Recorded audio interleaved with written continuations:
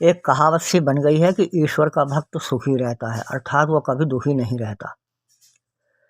लेकिन व्यवहार में देखा जाए तो यह कहावत सत्य सिद्ध नहीं होती, क्योंकि हम देखते हैं कि बड़े बड़े संत महात्मा भी दुखी रहे हैं। हालांकि मैंने ये पाया है कि इसमें भक्ति का अर्थ गलत निकाल लिया गया है। ये जो वाक्य है कि ईश्वर का भक्त सुखी रहता है, इसमें दो बातें हैं। एक तो ईश्वर का भक्त और दूसरी बात है सुखी रहना। वास्तव में इन दोनों बातों का अर्थ आजकल गलत किया जाता है। भक्त का अर्थ आजकल माना जाता है पूजा पाठ करने वाला, मंदिर में मूर्ति पर जल चढ़ाने वाला, घंटी बजाने वाला, ऊंची आवाज़ में मंत्रोच्चारण करने वाला, सत्यनारायण की कथा कराने वाला, केवल पद्यात्मक अखंड रामायण कराने वाला, जिसका अर्थ न स्वयं पढ़ने वाला समझ पा रहा हो और न सुनने वाले लोग आदि। दूसरी बात है सुखी रहना। पहले हमने बताई भक्त के का जो अर्थ आजकल लिया जाता है उसकी व्याख्या की। दूसरी बात है सुखी रहना। मान लिया जाता है कि पैसा, अच्छी पत्नी या पति, संतान, भवन आदि ही सुख के पर्याय हैं। जिनके पास ये नहीं वे सुखी नहीं। परंतु मेरा मानना है कि उपरोक्त दोनों बातों का अर्थ ही गलत रूप में लिया गया है। वाक्य अपनी जगह सच है, किंतु भ्रमवश उसका अर्थ गलत लगा लिया गया। वास्तविकता को जानने के लिए पहले ये जानने का प्रयास करना होगा कि ईश्वर का भक्त कौन है। ईश्वर के भक्त का अर्थ ईश्वर को भजने वाला, अर्थात ईश्वर का स्मरण करने वाला। केवल अंगुली पर गिनकर या माला लेकर ईश्वर का नाम लेने वाला भक्त नहीं होता, बल्कि ईश्वर द्वारा रचित अद्भुत प्रकृति व प्रकृति के नियम आदि का चिंतन करने के बाद उसका ध्यान लगाते लगाते काम क्रोध आदि दुर्गुणों से मुक्त होकर समाधिस्थ हो जाने वाला व्यक्ति ही सच्चा भक्त है। अब आते हैं सुख पर। सुख क्या है? वास्तव में सुख या आनंद एक दूसरे के पर्यायवाची शब्द हैं। जो आनंदमय है वही सुखी है, जो सुखी है वही आनंदमय है। और सुखी व आनंदमय वही व्यक्ति महसूस करता है जो पूरी तरह से संतुष्ट है, अर्थात जो ये मानता है कि मेरे पास कोई कमी नहीं है।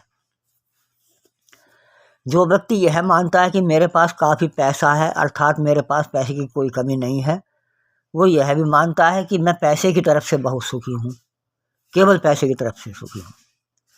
जिसके पास कई अच्छी संतानें हैं वो व्यक्ति मानता है कि मैं संतान की ओर से सुखी हूँ।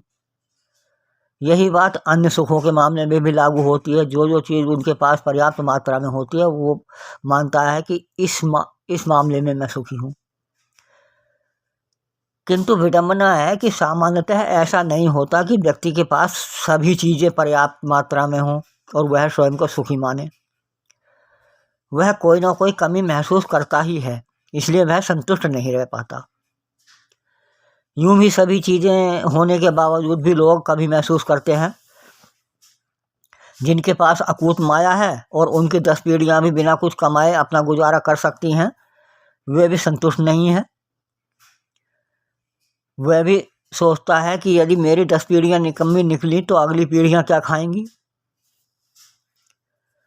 अब प्रश्न उठता है कि इन सभी चीज़ों की पर्याप्तता कहाँ से हो। उत्तर है कि पर्याप्तता न होते हुए भी पर्याप्तता का एहसास करना होगा, तभी संतुष्टि हो सकेगी। और यह एहसास होगा दो प्रकार से, या तो चिंतन द्वारा ज्ञान से या ध्यान से। ध्यान में जो आनंद है उस आनंद के सामने अन्य सभी सुख छोटे लगने लगते हैं। इस प्रकार संतुष्ट व्यक्ति स्वयं को पूर्ण सुखी मानने लगता है। एक धनहीन संतानहीन व्यक्ति भी स्वयं को अरबपति से अधिक सुखी महसूस करता है, क्योंकि उसे संतोष हो गया है कि उसे वह आनंद प्राप्त है जो सांसारिक वस्तुओं में नहीं। इसलिए रहीम ने कहा है कि गोधन गजधन बाजधन और रतन धन खान, जब आवे संतोष धन सब धन धूरी समान। और जैसा कि मैंने ऊपर कहा है कि यह संतोष ही संतुष्टि ही सुख है। यह परमानंद की स्थिति सबसे बड़ा सुख है। अतः वह प्रचलित वाक्य जो है ईश्वर का भक्त सुखी रहता है, असत्य नहीं है, अपितु सत्य है। हाँ, इसका अर्थ गलत कर लिया गया है। इसी भ्रम में पड़कर लोग धर्म के नाम पर पाखंडियों के जाल में फंसकर उनके उपदेशों पर अंधविश्वास करके भक्ति के नाम पर उल्टे सीधे कार्य करते रहते हैं। आज के ये कथित संत अपने शिष्यों को भौतिक सुखों की प्राप्ति का ही मार्ग सुझाते हैं और ईश्वर भक्ति को भी धन संपदा की वृद्धि का हेतु बताते हैं। यानी ईश्वर की भजन करिए तो ये आपको प्राप्त होगा, ये प्राप्त होगा। संतोष के लिए कोई उपाय नहीं बताते। और तो और वे स्वयं भी धन के ही पीछे पड़े हैं। इनमें से अधिकतर ने तो अय्यासी को ही सुख मान लिया है। मानवता पर कलंक हैं ऐसे लोग। जितनी हानि समाज को इस आधुनिक गुरुडमवाद ने पहुंचाई है, उतनी हानि तो कोई घोषित शत्रु भी नहीं पहुंचा सकता, क्योंकि वह साक्षात शत्रु है। किंतु ये तो संत वेश में छिपे हैं। बाहर के शत्रु की अपेक्षा अंदर का शत्रु अधिक खतरनाक होता है।